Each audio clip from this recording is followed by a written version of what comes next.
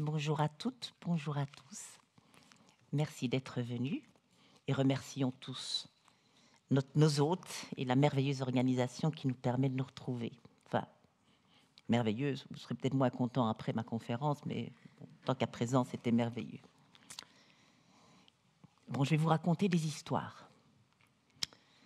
Alors, on va commencer vers la fin du XXe siècle, en 1974, 74 pour les Français qui sont parmi nous, exactement, dans une nouvelle intitulée « L'auteur des graines d'acacia », l'écrivaine américaine de science-fiction Ursula Le Guin imaginait que dans un futur dont elle ne déterminait pas la date, que des scientifiques prendront au sérieux la possibilité que des animaux non seulement écrivent, mais qu'ils soient reconnus comme les auteurs d'œuvres littéraires complexes, des romans, des poésies, voire des épopées lyriques. Le Guin proposera que ces scientifiques créent un domaine de recherche autonome, complètement novateur, la thérolinguistique. C'est un terme que les thérolinguistes auraient forgé à partir du grec théro, le sauvage, la littérature des sauvages. Elle avait également imaginé que les thérolinguistes se seraient d'abord distingués par la découverte, suivie d'ailleurs de la traduction, ce qui était leur travail, de traces d'exsudation de glandes de fourmis sur des graines d'acacia soigneusement arrangées à la sortie du tunnel d'une fourmilière. Alors cette traduction, d'après Le Guin, devrait être un peu même fort controversée, car le manuscrit de cette fourmi, on pense qu'il s'agit d'une seule autrice, utilise une écriture dont Le Guin nous dit qu'elle utilise un régime grammatical très difficile pour les chercheurs. Je vais citer ces chercheurs. En fourmi, écrit l'auteur dans des rapports, tous les dialectes connus, au contraire de celui-ci, n'emploient que la troisième personne du singulier et du pluriel, donc il, elle, et la première personne du pluriel, nous, et jamais les autres personnes. Eh bien, dans ce texte, seuls les radicaux des verbes sont utilisés, comme par exemple, dans une exclamation qui va d'ailleurs poser beaucoup de problèmes aux thérolinguistes, « manger les œufs ». Si bien qu'il n'y a pas moyen de décider si ce passage avait pour dessein d'être une autobiographie ou un manifeste. Fin de citation. En outre, comment comprendre une expression que les thérolinguistes ont traduite comme « là-haut la reine » ? Si le haut représente le danger pour une fourmi habituée à vivre sous la terre, est-ce qu'on ne devrait pas traduire par « à bas la reine » ? Ce qui voudrait dire alors, toujours selon les thérolinguistes de Le Guin, que l'on aurait bien affaire à un poème pamphlétaire écrit par une fourmi rebelle. Toujours est-il que cette première traduction fut, d'après Le Guin, dans l'imagination qu'il a travaillé, un succès et engagea résolument les travaux de la thérolinguistique dans la recherche d'autres formes littéraires. Ainsi, Le Guin imagine que les thérolinguistes voudraient vous découvrir et arriver à traduire la langue mancho-adélie, dont on apprend qu'elle présente une parenté certaine avec le bazois sauvage, une écriture poétique basée sur des mouvements d'ailes, de coups et d'air. On apprend également que cette langue ressemble en fait au dauphin. On y retrouve la même vivacité d'esprit, les traits d'humour loufoque, la capacité d'invention, la grâce inimitable. Mais le dauphin diffère grandement, ne fût-ce que parce qu'il n'est pas doté d'ailes. C'était pure fiction, pure anticipation. Mais c'était une très belle fabulation. Alors nous sommes aujourd'hui en 2085 et je suis chercheuse en thérolinguistique.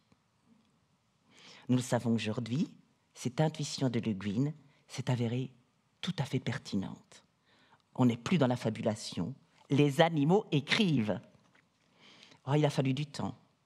Comme il aura fallu du temps à nos prédécesseurs scientifiques du XXe siècle et du début du XXIe pour arriver à penser, seulement penser, que non seulement les animaux s'expriment, et que les chants, cris et autres manifestations ne sont pas de simples manifestations, expressions émotionnelles sans réel contenu, mais qu'ils ont une syntaxe et même une sémantique.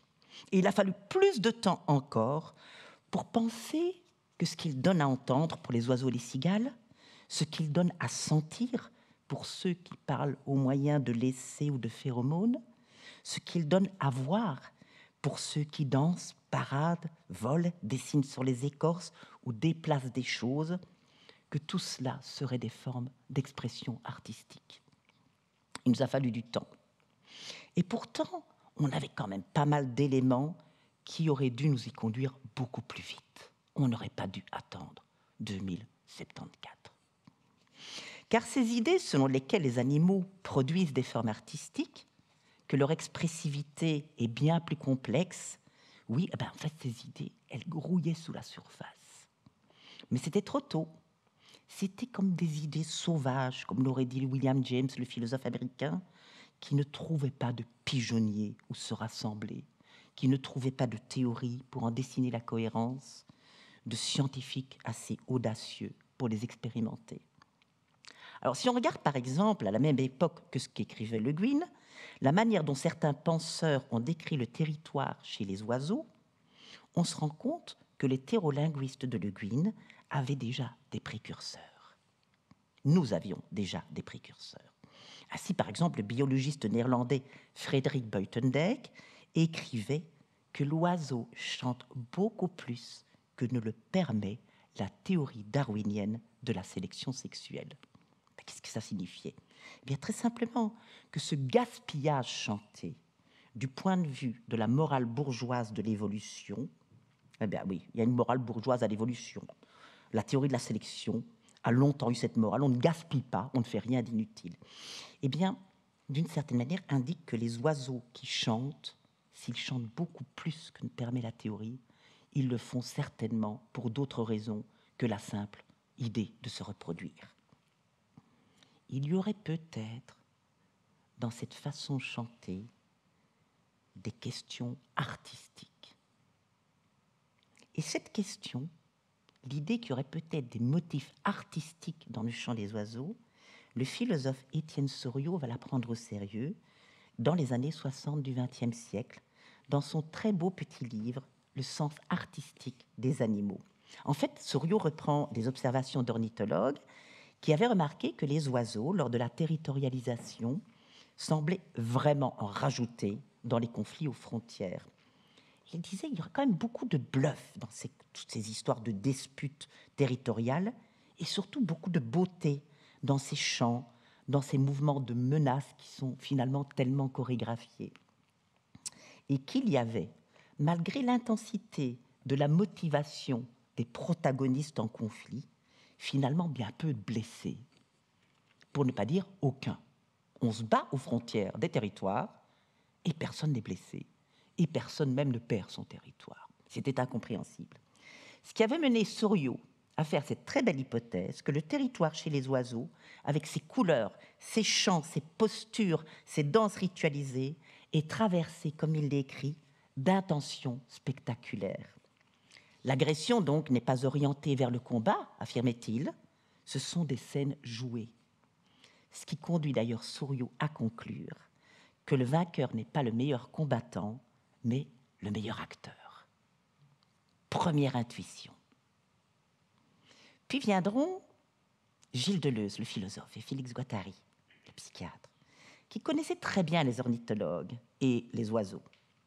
Eux-mêmes diront des territoires, et c'est très joli, le territoire est matière d'expression, matière mise au service de l'expression, et le comportement territorial et les simulacres de combat, avant toute chose, sont des comportements expressifs.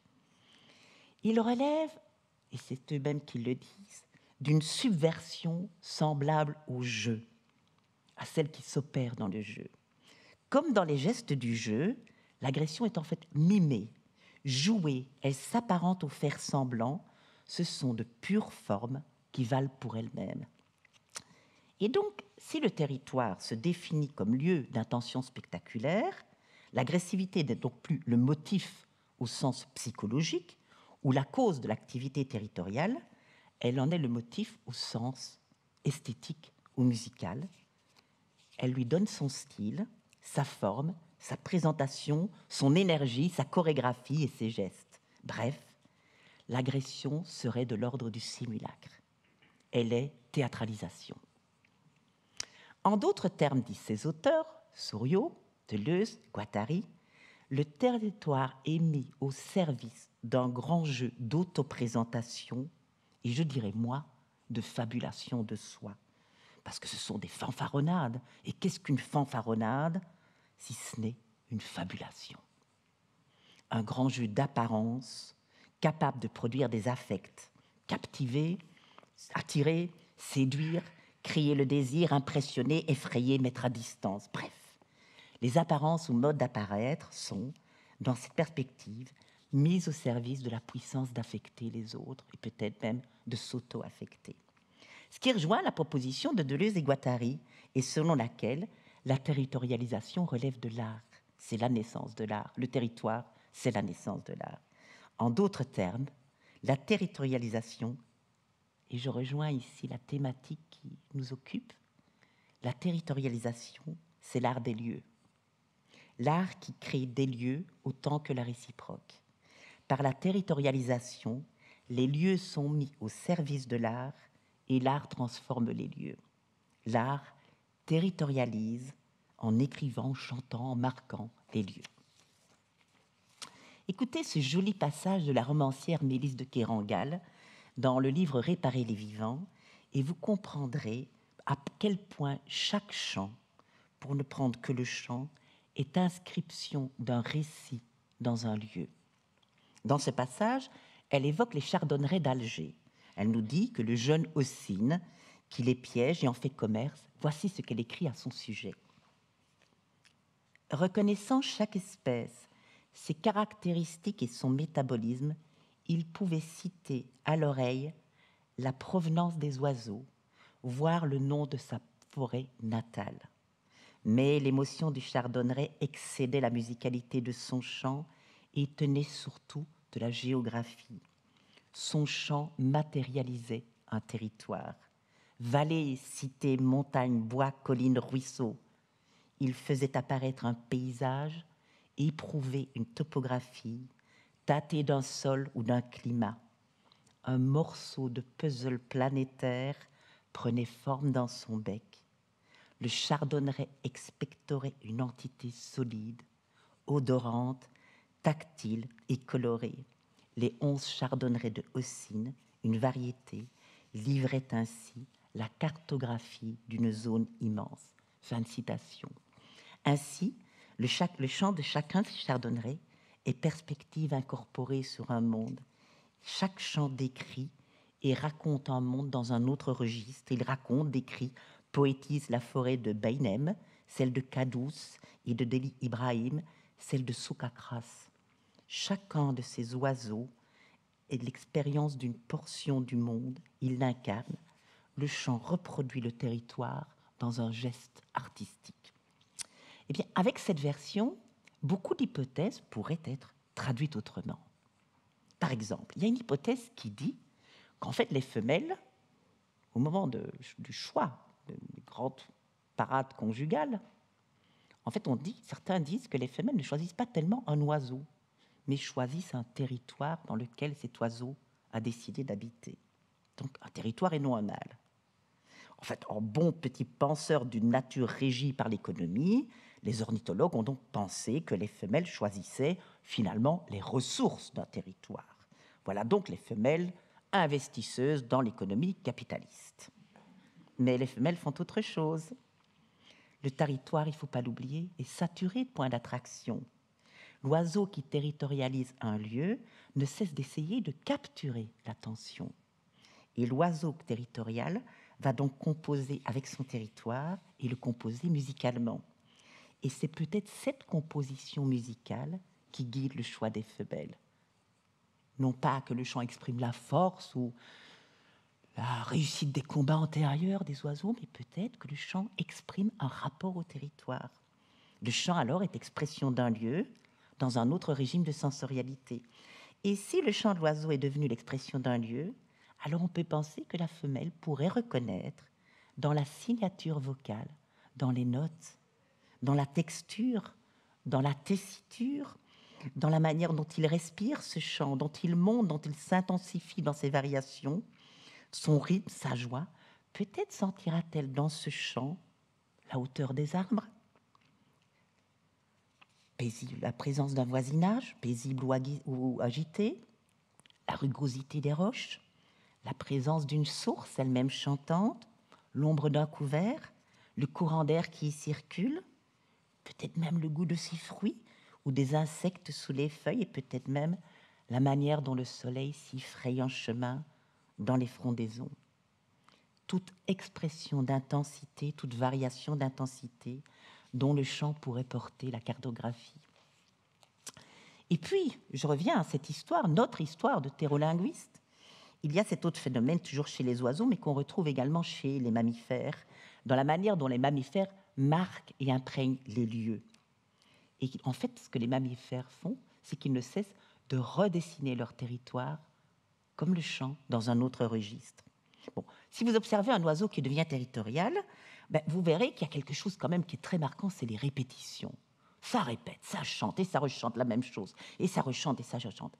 Et vous constatez que l'oiseau fera exactement la même chose avec ses mouvements. Il va passer, et repasser, et arpenter, et allons-y.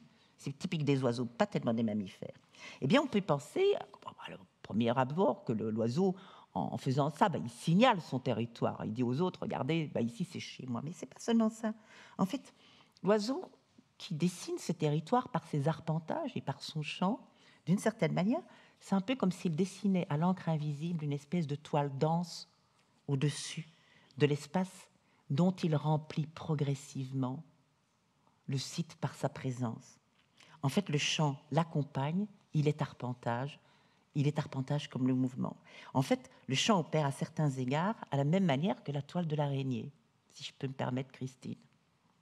La toile que la tisse l'araignée étend en fait les limites du corps de cette dernière dans l'espace. En fait, la toile est le corps, est une extension du corps de l'araignée, et tout l'espace ainsi pris dans la toile devient un espace de toile, un espace de corps, et l'espace qui était jusque-là un milieu ou un entour devient non pas une propriété de l'araignée au sens usuel, mais une propriété au sens de ce qui lui est propre. Alors, si le chant est une extension du corps de l'oiseau, l'oiseau, à ce moment-là, pourrait-on dire, est chanté par son chant, comme le corps de l'araignée devient toilé et entre dans de nouveaux rapports avec ce qui l'entoure. Alors, le chant de l'oiseau serait puissance expressive, puissance extensive. Le territoire devient territoire chanté. Tout comme chez les mammifères, les laissés, les marques, les usines, les phéromones marquent et donc inscrivent le territoire. Le territoire, là, devient marqué, écrit par un dépôt matériel et concret qui transforme le territoire en site d'inscription. On s'approche tout doucement de l'intuition de l'écriture. D'abord parce qu'on est à présent dans un changement de régime d'expression et on commence à s'approcher de la fabulation. On est déjà avec ce qui nous permettrait de dire que la territorialisation serait l'écriture cartographique, topographique des lieux, qu'elle serait à la fois un régime d'inscription des lieux et à la fois un mode expressif par lequel les lieux deviendraient d'une certaine manière le support d'une écriture qui les fabule. Eh oui, qui les fabule. Parce que les lieux sont métamorphosés par la territorialisation. Il y a donc fabulation. La territorialisation opère la magie transformatrice qui métamorphose un lieu neutre, un n'importe où, en œuvre.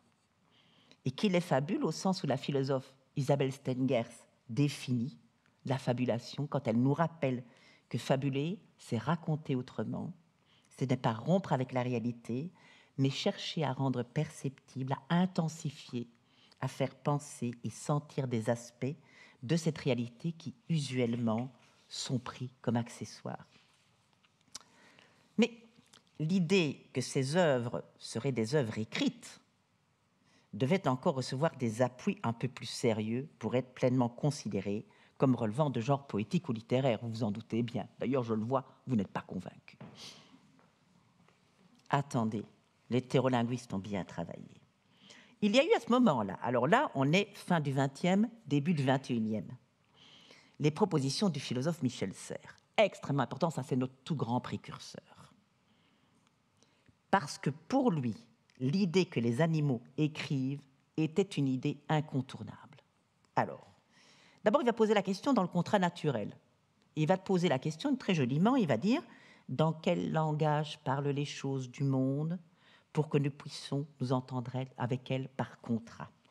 Avec la notion de contrat, apparaît une notion que l'étymologie même du contrat irrigue. C'est celle de trait. Le contrat, c'est faire trait avec. Un contrat, c'est un traité. Faire trait avec. Le trait, c'est celui qui désigne aussi le caractère de tel ou tel animal, dont on dit qu'il a tel ou tel trait. Mais un trait, c'est aussi une force qui tient deux ou plusieurs choses entre elles, un tracteur. Mais un trait, c'est aussi un signe d'écriture. Et c'est l'idée que Serres va reprendre dans un livre plus tardif, dans son livre Darwin, Bonaparte et le Samaritain, sous-titré Une philosophie de l'histoire. Et qu'est-ce qu'il dit dans ce livre, Serres ?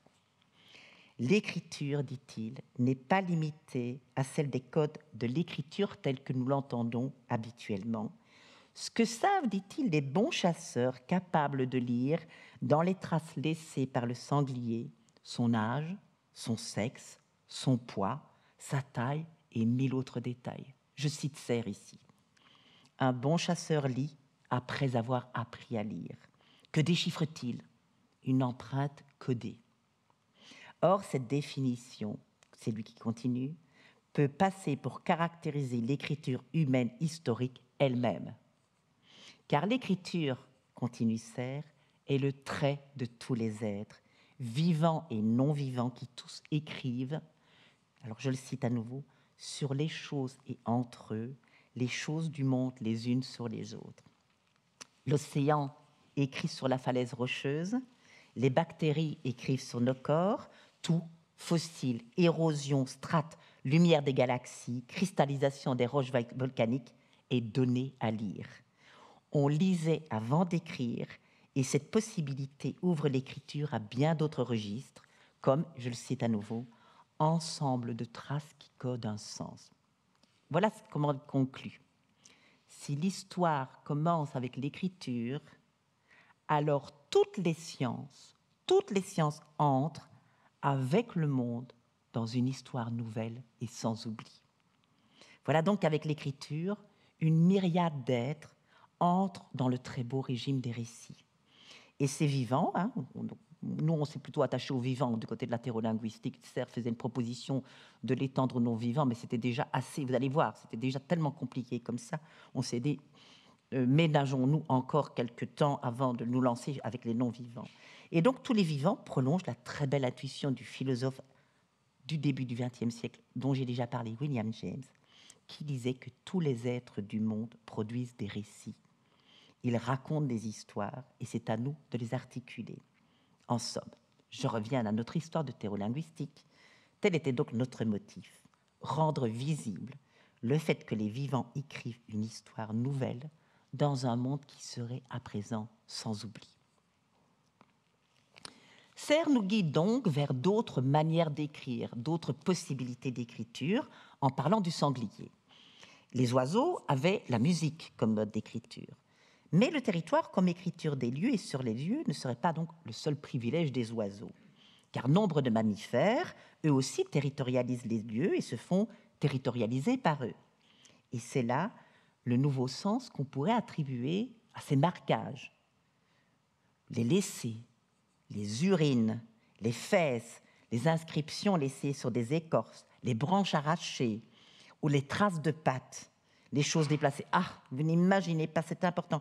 Si vous saviez le nombre de choses déplacées que les animaux, le nombre de déplacements que les animaux opèrent, c'est incroyable le nomadisme des choses, en apparence inertes. Bref, les phéromones déposés sur les troncs, sur la terre, sur les feuilles, le marquage, et j'en reviens à Deleuze et Guattari, le marquage, la pancarte, c'est de l'art. on est bien dans une exhibition artistique. Signalétique, artistique, mais aussi détournement, subversion des productions du corps pour faire autre chose avec elles. Avec un peu d'urine, vous pouvez laisser une lettre. Avec un peu de fèse, vous laissez un message. Avec quelques branches arrachées, vous dites plein de choses. Et vous racontez une histoire. Bref. Il y a sans cesse changement de registre. On parle donc de déterritorialisation des productions des corps, urine, fèves, phéromones, poils, traces, pour les reterritorialiser. Est-ce qu'on n'est pas déjà dans l'ordre de l'écriture? Car ça raconte tout ça. Ça raconte quantité de choses, des humeurs, des passions, des signatures, mais peut-être aussi des histoires. En chaque trace, une page d'autobiographie. Peut-être même une invitation à imaginer. Oui, une page d'autobiographie, dûment datée. Fraîche ou ancienne, chaque animal lecteur peut le dire. Il faut d'ailleurs sans cesse les rafraîchir, ces traces, ce qui veut dire les réécrire.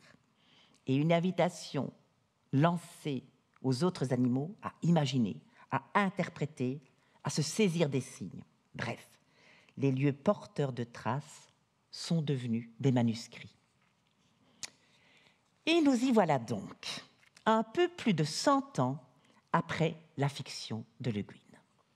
Quel chemin, mes amis! Nous voilà donc en 2085. Un autre événement et de taille maintenant doit être mentionné, dont vous vous doutez d'ailleurs de l'existence, avant de faire le point sur nos récentes découvertes. 100 ans après, jour pour jour après la publication de la fiction de Le Guin, nous avons enfin créé l'association de thérolinguistique, dont j'ai l'insigne honneur d'être la présidente.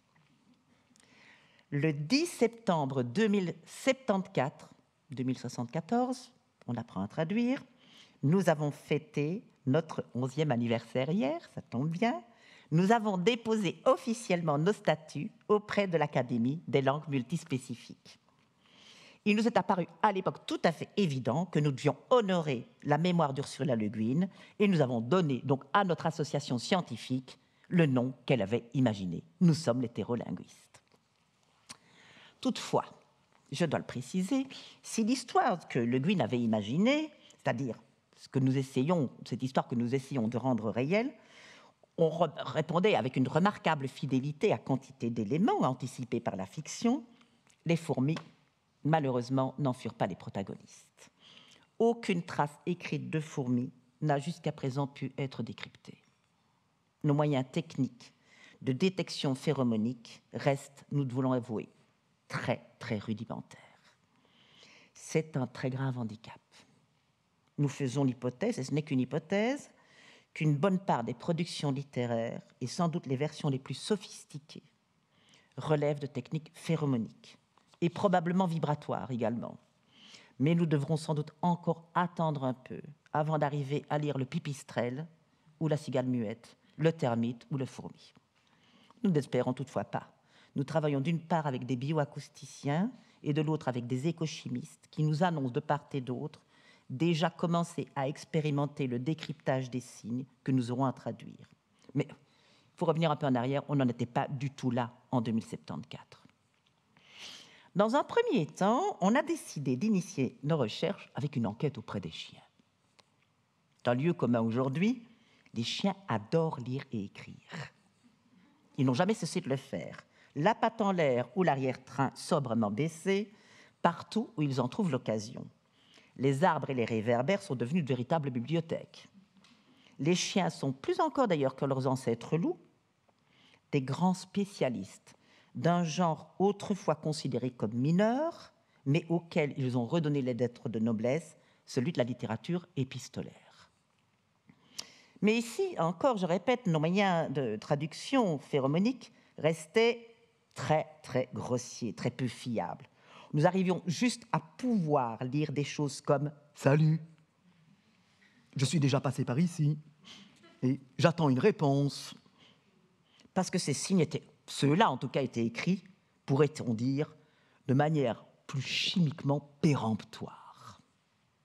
Mais on le réalisait, peu de progrès pouvaient être rapidement espérés. Or, dans un laps de temps raisonnable, et justement, notre science était justement naissante, elle devait montrer ses preuves. Les chiens n'avaient pas dit leur dernier mot.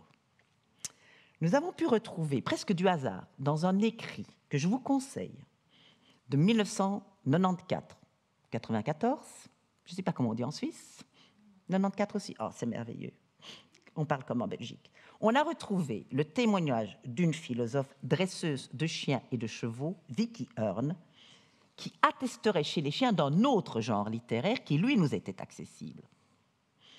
Dans un livre que vous pourrez trouver, Animal Happiness, magnifique livre, Hearn raconte qu'un de ses chiens, Drummer, à la fin d'une séance, donc elle entraînait donc c'est une dresseuse, donc elle entraînait ses chiens surtout à apprendre à sentir. Donc, Drummer est à la fin d'une séance d'entraînement au cours de laquelle il avait dû détecter des objets marqués que Hearn déposait. Et en fait, il avait fait toute cette séance d'entraînement avec un spectateur qui était l'autre compagnon, Texas, et qui semblait le regarder avec un peu de dédain, du style c'est comme ça que tu fais, etc., etc. Bref, on a fini avec Drummer. Hearn le raccompagne dans la voiture, le met dans le coffre dans la voiture et achève l'exercice avec l'autre chien resté dehors, Texas. Et lorsque Hearn revient à la voiture avec Texas, elle avait laissé des objets sur le siège avant. Drummer avait été chercher les objets sur le siège avant et les avait disposés dans le coffre selon un ordre très particulier. Il avait disposé son collier, sa laisse, d'autres choses marquées par l'odeur et les avait arrangés. Et ce n'était pas un arrangement fortuit. Alors, Hearn va poser la question, est-ce que c'est une sculpture ? Hearn va se raviser, mais vous savez, on est toujours à la fin du XXe siècle, hein, donc on n'est pas trop... Elle est très audacieuse, mais il ne faut quand même pas exagérer. Il s'agira, dit-elle, d'un proto-poème, ou plus précisément d'une sculpture en poème. Et elle remarquera d'ailleurs que quelques jours après, Texas lui-même se mit à composer en privilégiant, lui, on ne sait pas pourquoi, les objets métalliques, les boîtes de conserve vides, les statuettes en bronze, des chaînes, bref, il s'est mis lui aussi à composer des proto-poèmes. Bref. Si cette piste, toutefois, s'avérait riche de promesses, hein, une fois qu'on a découvert ce que Hearn avait écrit, on a quand même eu des craintes. On s'est dit, on a anticipé une sérieuse mise en question de cette orientation de nos recherches. Pourquoi ? Parce que, est-ce qu'on n'allait pas nous accuser d'avoir cédé à la facilité en commençant notre travail avec des compagnons si proches des humains, si acculturés à nos traditions de langage et d'expression, en fait si coopératifs et si lisibles, comme le sont les chiens. Est-ce qu'on n'était pas en train de reconduire à nouveau frais l'anthropocentrisme qui avait guidé les recherches du XXe siècle, notamment lorsque les chercheurs apprenaient à des chimpanzés à s'exprimer au moyen de lexigrammes ? Est-ce que nous n'aurions pas dû, et définitivement cette fois, rompre avec une conception trop humaine du langage et une conception trop humaine de la littérature ? Il nous fallait prendre au sérieux cette critique qui pouvait nous arriver et qui était parfaitement légitime. Il fallait voir plus loin. Et surtout, être à la hauteur du nom dont nous avions fièrement hérité en tant que thérolinguistes. Il fallait nous intéresser aux sauvages. Alors une autre voie s'est ouverte à nous, on a eu bien de la chance. Lorsqu'une de nos jeunes collègues, Hope Van Doren, a retrouvé dans les cartons de son grand-père, le philosophe australien de l'environnement Tom Van Doren, de très nombreux témoignages sur les corvidés.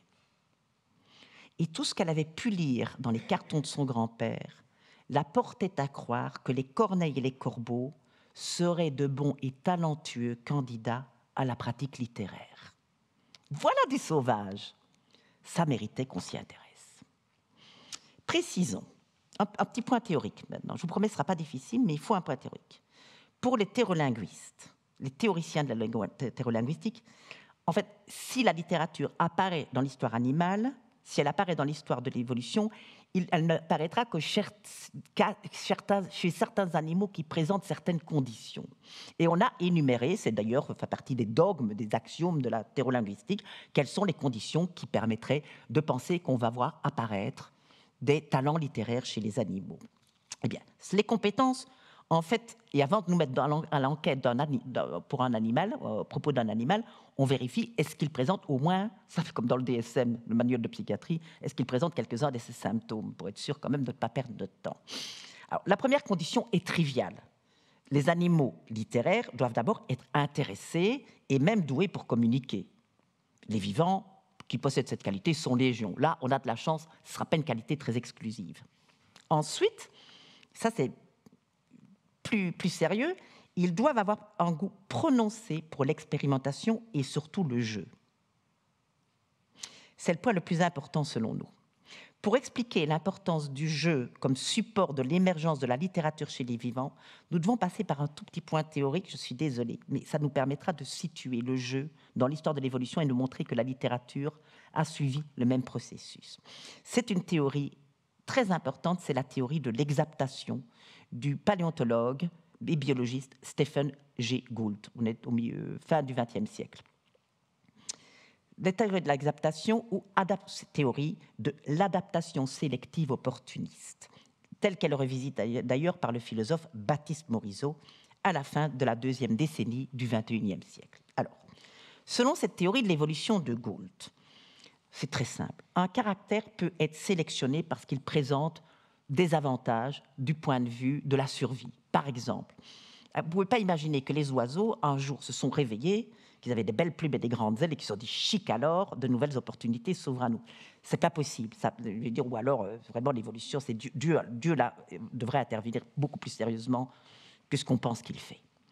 Alors, comment ça fonctionne? Une plume va émerger, enfin, un embryon de plume va émerger, puis sera sélectionné, c'est un accident, une mutation.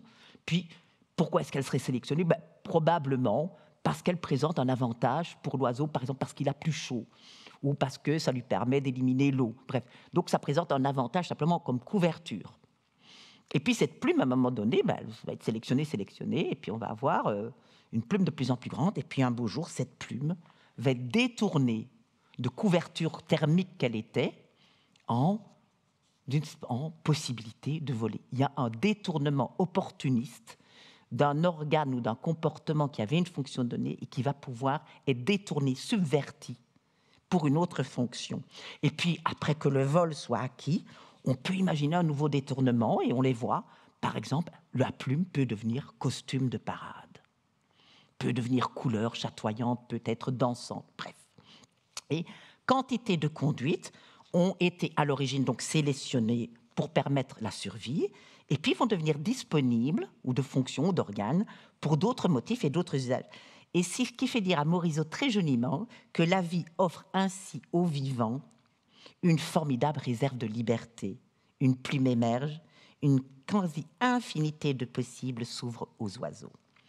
Et le fait que quantité d'anciennes fonctions sont sans cesse détournées et qu'elles se soient sédimentées, donc qu'elles restent comme fonction possible dans chaque corps de vivant, chaque organe ou chaque comportement pouvant donc être mis au service de nouvelles fonctions qui s'inventent, apprendre la portance de l'air grâce à un épais manteau de plumes qui protégeait du froid, transformer une plume de vol en habit de parade, eh bien, donne à tous ces vivants, dira Morisot, une incomparable réserve de liberté. Et qu'est-ce que serait la liberté? J'ai un de mes collègues, Julien Pierron, qui dit « c'est la capacité de naviguer entre des existences possibles et qui crée une formidable amplitude existentielle. » Bref. Donc le jeu, maintenant, revenons-en au concret. Le jeu, c'est la capacité exaptative par excellence. Ça montre exactement comment fonctionne, d'une certaine manière, l'exaptation. Par exemple, et nous pensons que le jeu conduit à l'écriture, que les animaux littéraires sont des animaux joueurs. Pas tous, il y a toujours des exceptions. Il est probable que les fourmis soient peu joueuses. On n'en est pas sûr. Mais en tout cas, c'est une bonne condition. Alors, c'est un exemple très convaincant de l'exaptation. Pourquoi? Je vais vous donner la définition la plus jolie que j'ai trouvée, moi, du jeu. Le jeu, c'est l'activité qui rend libre par rapport au réel. Pourquoi? Parce qu'il subvertit les significations et qu'il émancipe les choses de leur être. Donc, il est par essence fabulatoire. Alors, qu'est-ce que je veux dire par là? Le jeu émancipe les choses de leur être. Eh bien, un morceau de bois devient une épée. Un arbre couché au sol devient un cheval fougueux. Une bouteille de plastique devient un ballon. Et moi, je serai la princesse qui vient vous sauver dans l'arbre de la cabane qui est devenu votre donjon. Brièvement dit, jouer, c'est fabuler, c'est faire récit, c'est prolonger un récit, et écrire, c'est prolonger un récit qui s'est déjà inscrit dans le jeu. Écrire en réponse à la question « à quoi tu joues ?» Écrire, c'est répondre à la question « à quoi tu joues ?» Plus concrètement à présent, on voit qu'on retrouve dans le jeu toutes les aventures, donc toutes les caractéristiques de l'aventure exaptative.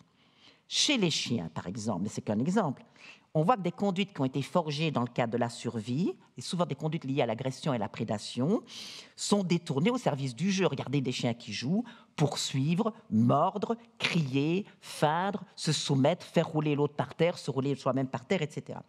Eh bien, tout ce qu'on peut dire, c'est que ces conduites, qui normalement sont des conduites agressives ou de prédation, donnent leur forme au jeu, mais non plus du tout le motif agressif. Donc elles prêtent, en fait, c'est le jeu emprunte des formes et les détourne. Bon, ça veut dire que les conduites acquièrent une autre signification, une nouvelle valeur, de l'ordre du comme si, on fait comme si, dans l'art de la grâce, du faire semblant, souvent pour la pure joie du jeu. Donc tout dans le jeu est mis au service de la fabulation. Ce qui est geste de menace devient invitation, la poursuite sur le mode du faire semblant devient incitation, le grognement expression de joie, sans compter l'inversion sans cesse rejouée des rapports de force, le petit qui devient terrible et le grand qui devient tout petit et tout faible face au petit. Joyeuse subversion. Et donc, chaque jeu relève d'un acte de création. Je l'ai évoqué. L'hétérolinguisme souligne l'hypothèse que l'écriture, et donc les différentes formes artistiques ou littéraires, ou poétiques de nombreux animaux, ont pu émerger du jeu. J'ai souligné aussi, pas de généralisation hâtive, pas toutes. On n'est pas sûr pour les fourmis, et il semblerait que d'autres espèces ne soient pas joueuses, mais soient de grandes poétesses. Visiblement, la poésie peut advenir par d'autres modes. Mais qu'est-ce qui s'est passé alors ? Imaginons, on va garder simplement les espèces joueuses. C'est que par un nouveau détournement, donc une nouvelle exaptation, des puissances de la fiction qui se sont épanouies dans le jeu, puisque dans le jeu, en effet, on n'arrête pas à dire, on dirait que le geste ludique, à un moment donné, dans l'évolution, se serait mis au service de l'art du récit, aurait été détourné pour l'art du récit. Ce qui était en œuvre dans l'art de jouer a été rendu disponible pour l'art de fabuler, de raconter, d'inventer des possibles, d'inventer des récits, des histoires.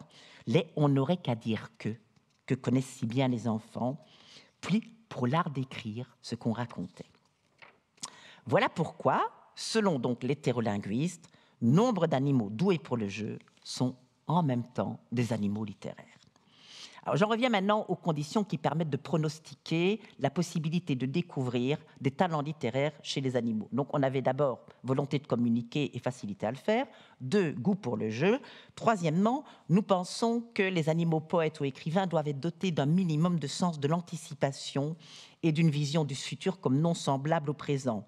Par exemple, pourquoi ? Mais notamment la volonté de laisser une trace, c'est bien l'idée que le futur n'est pas semblable au présent, qu'il y a un futur et qu'il y a un présent qui sont bien dissociés. Ça tombe sous le sens. L'écriture commence en général avec la volonté de laisser une trace dans le temps. Ensuite, aux contre-conditions, elle est plus complexe, celle-là. On pense que les animaux doivent posséder ce qu'on appelle une théorie de l'esprit, sous une forme ou sous une autre, et pas nécessairement sous la forme que la plupart des humains cultivent. Et je dis bien la plupart parce que toutes les cultures ne cultivent pas la théorie de l'esprit de la même manière. Qu'est-ce que c'est qu'une théorie de l'esprit ? Pour le dire simplement, c'est se montrer capable de savoir que ce que les autres ont dans la tête, ce n'est pas la même chose que ce que vous avez dans la tête. Si vous mentez, ça veut dire que vous avez une théorie de l'esprit. Pourquoi ? Parce que vous savez que les autres ne savent pas ce que vous êtes en train, que vous ne savez pas que c'est faux, que ce que vous êtes en train de leur faire gober est faux. Donc ça veut dire que vous savez très bien ce qu'ils ont dans la tête. Vous supposez qu'ils ont des choses dans la tête que vous avez plus dans votre tête que eux dans ce cas-ci du mensonge. Eh bien, pourquoi est-ce qu'on pense qu'une théorie de l'esprit est importante pour les animaux littéraires ? Eh bien, parce que d'une certaine manière, il faut se montrer capable. Je veux dire, ça manifeste une théorie de l'esprit que vous savez que les autres ont des croyances et des attentes différentes des siennes. Et on pense que pour vouloir écrire, il faut être persuadé que les autres non seulement ne savent pas ce que vous allez leur raconter, mais qu'en outre, ils pourraient être intéressés. Ça demande quand même pas mal de spéculation sur ce que les autres ont dans leur tête. Alors, cette théorie de l'esprit dont certains animaux sont dotés fonde donc la capacité de mentir. Je vous ai dit, on ne ment que si on sait que les autres ne savent pas. c'est-à-dire la faculté de travestir le réel. Et on se rend compte que cette faculté de travestir le réel, elle est fondamentale, cruciale pour l'art de fabuler, quoique le genre documentaire ne l'exige que dans une moindre mesure. Il est possible que nous ayons des animaux littéraires qui se soient cantonnés dans le genre purement documentaire. Revenons à présent à ce que j'annonçais, à notre histoire de la théorie-linguistique. En 2078, notre jeune collègue Hope Van Doren retrouve les cartons de son grand-père, Tom Van Doren, le philosophe australien, et trouve plein de témoignages sur les corvidés. Et parmi ceux-ci, elle trouve des articles scientifiques de scientifiques particulièrement audacieux. C'est pour ça d'ailleurs que Tom les avait récoltés. Il était intéressé par leur inventivité, il était intéressé aussi de découvrir des compétences nouvelles chez les corbeaux et les corneilles, des auteurs scientifiques de la fin du XXe et du début du XXIe siècle.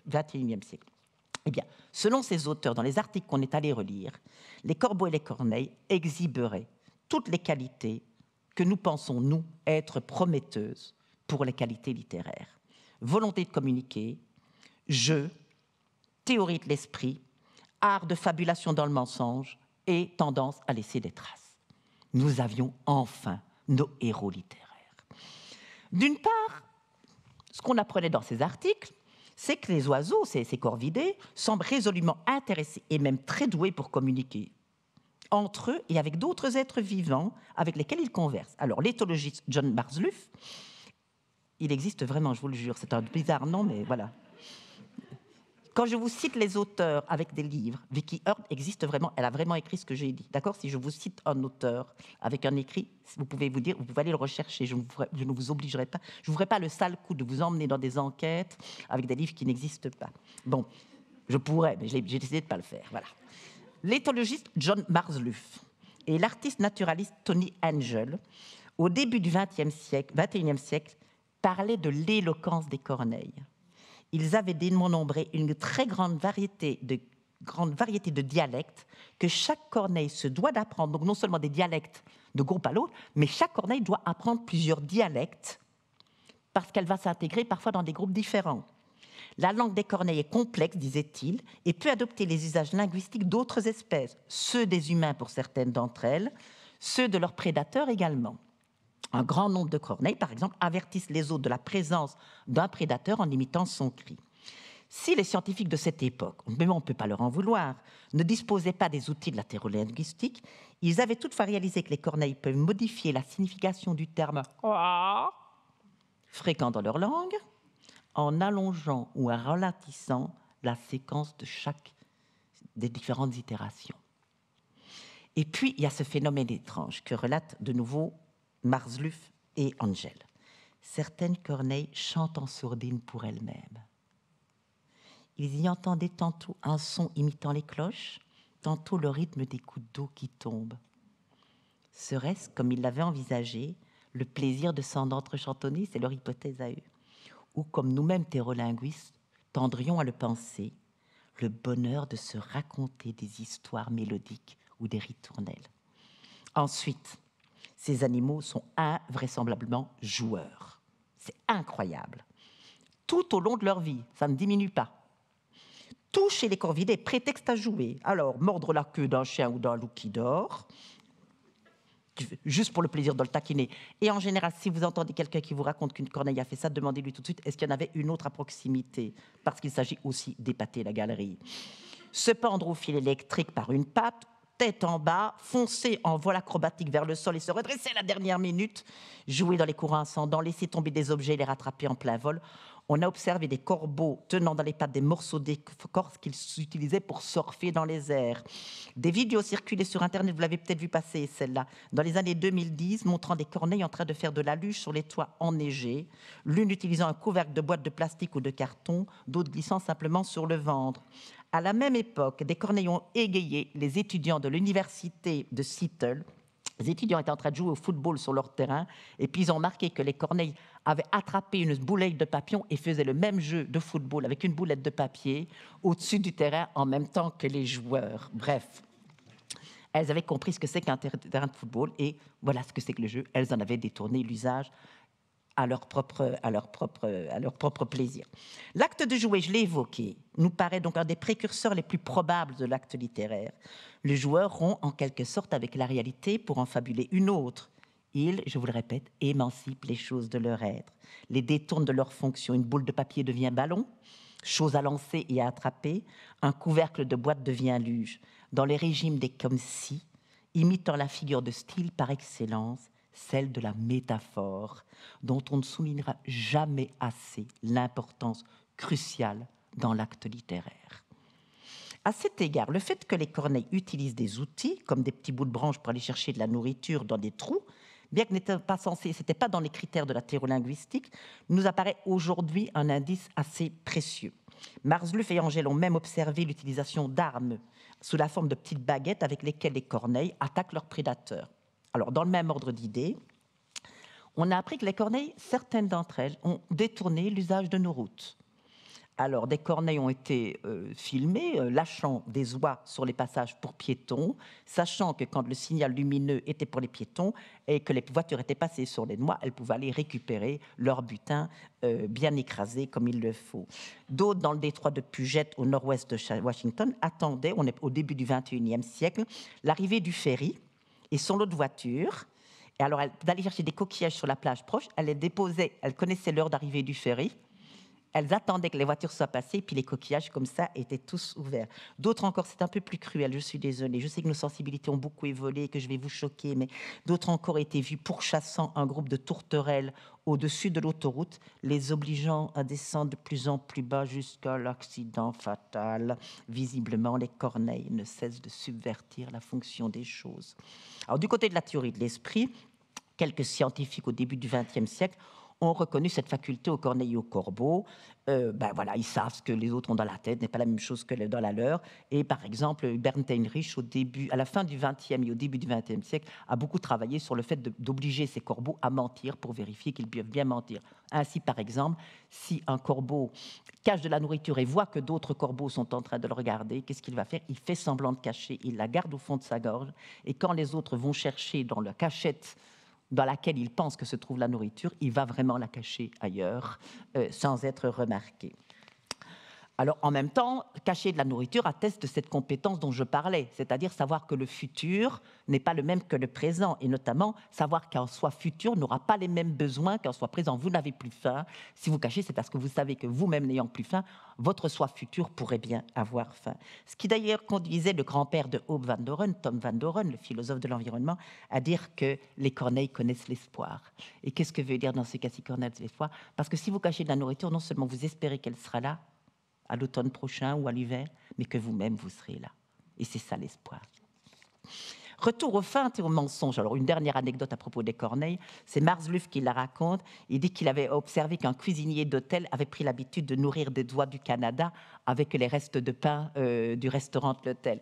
Et un jour, les corneilles, évidemment, sont arrivées et ont compris que si elles prenaient des feuilles d'érable et qu'elles les tapaient sur le pain en présence des oies, les oies... loi des yeux, loi du cœur, les oies ne voyaient plus les morceaux de pain dont les ignoraient, donc elles s'en allaient et les corneilles pouvaient tranquillement manger.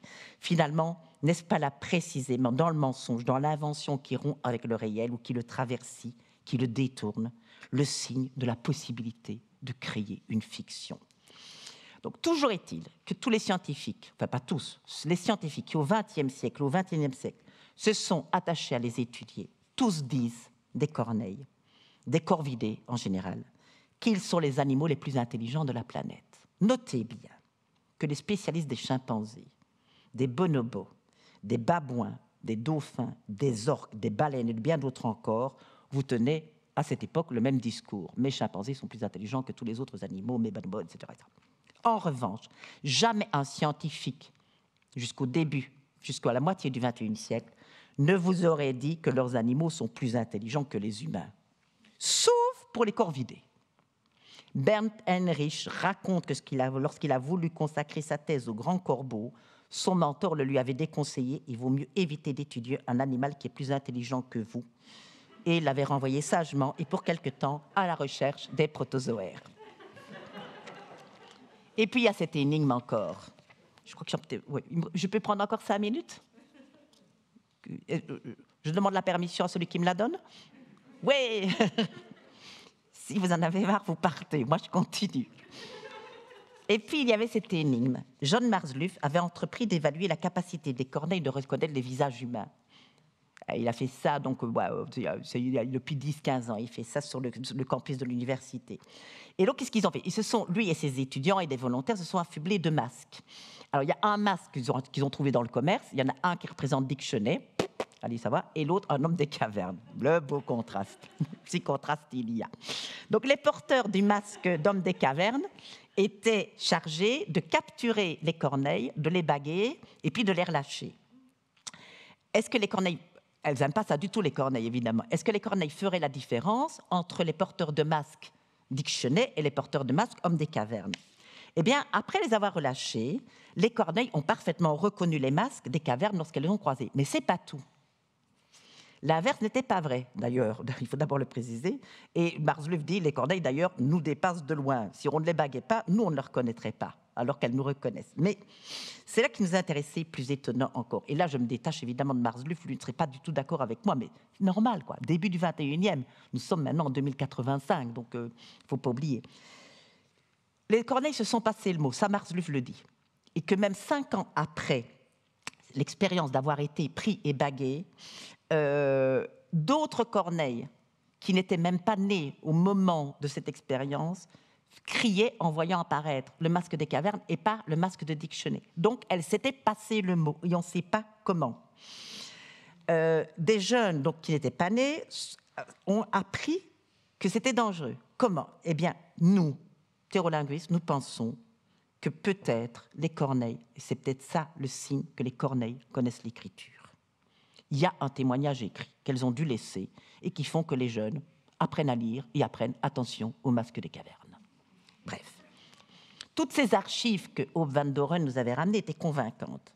On a dû donc commencer notre propre enquête sans savoir quelle forme graphique les corvidés avaient adoptée.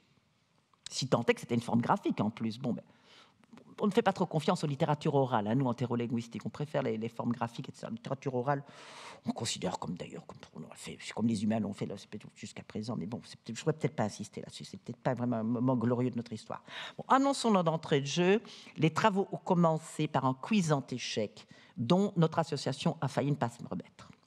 Alors, il s'avère que certains thérolinguistes, héritiers de l'épistémologie du siècle dernier, considéraient que toute recherche vraiment fiable, rigoureuse, objective, contrôlée, blablabla, devait passer par l'épreuve des dispositifs expérimentaux. On peut étudier l'écriture collaboratoire. Autrement, on n'a pas de preuves. Comme on n'avait, nous, rien d'autre à leur proposer, on les a laissés faire. Eh bien, leur idée était de donner l'occasion à écrire à un groupe de corneilles et de corbeaux dans des conditions contrôlées de laboratoire. Ça nous guiderait, affirmait-il, sur ce que nous devrions chercher, sur les modalités d'écriture possibles. Il est vrai que sur ce point, on était assez démunis. Or, si nos collègues étaient bien hérités d'une longue tradition scientifique, ils n'avaient pas toutefois pris garde à ce que les chercheurs qui ont tenté de travailler avec les corvidés ont appris à leurs dépens. Il aurait pourtant suffi de lire ce que le zoologue de la fin du XXe siècle, Rémy Chauvin, écrivait à leur sujet. Des psychologues américains, disait-il, qui avaient l'habitude d'utiliser des pigeons pour leurs expériences, avaient eu l'idée de les remplacer par un corbeau pour lui faire subir les mêmes épreuves d'apprentissage par conditionnement. Hein, c'est de ça dont on parle. Hein. Visiblement, raconte Chauvin, le corbeau avait trouvé cette situation profondément absurde et ne voulait pas du tout appuyer sur des leviers au commandement de petites lampes qui s'allumaient pour recevoir des nourritures stupides et souvent avariées. Eh bien, je cite Chauvin à présent, par contre, avec son énorme bec, il s'employait avec succès à démantibuler complètement l'appareil. Ce comportement fut jugé un-American et tout le monde en revint aux pigeons. Bentenrich, le grand spécialiste des corbeaux dont je vous ai parlé des recherches sur les mensonges, ne disait pas autre chose des corbeaux en captivité. Il dit « Ils agissent comme le proverbial éléphant dans un magasin de porcelaine, sauf qu'ils le font avec beaucoup plus de patience et en prêtant une attention plus soutenue aux détails. » Et c'est exactement ce qui se passa dans l'expérience de nos collègues. La seule modalité expressive dont témoignèrent les corneilles et les corbeaux fut celle de la destruction la plus minutieuse du lieu de travail. Mais d'autres pistes, heureusement, nous attendaient. Marsluff et Angèle, toujours eux, nous ne les bénirons jamais assez, ont mené au tout début de notre siècle une enquête rigoureuse autour des objets que les Corneilles, seuls ou en groupe, auraient délibérément déposés chez des humains qui les nourrissaient.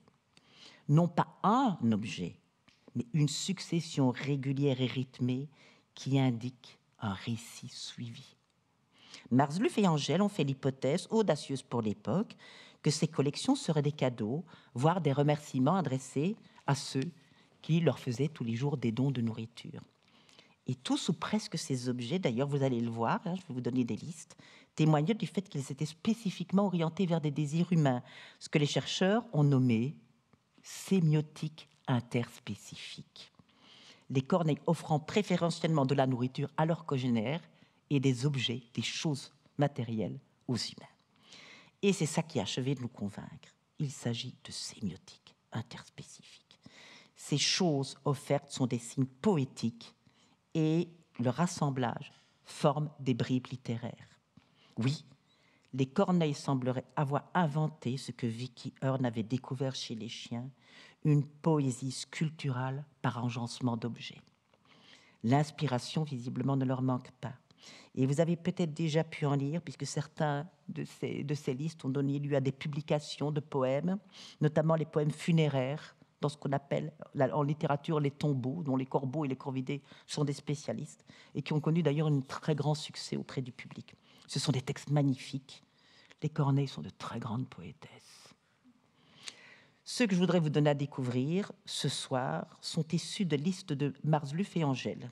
Ces poèmes n'ont pas encore fait l'objet ceux dont je vais vous parler maintenant, que je vais vous lire, ça va aller très vite, ils sont très courts, n'ont pas encore fait l'objet d'une publication, parce qu'on les réserve pour un livre en préparation sur l'histoire de la thérolinguistique qui devrait être fait dans les 2 années qui viennent.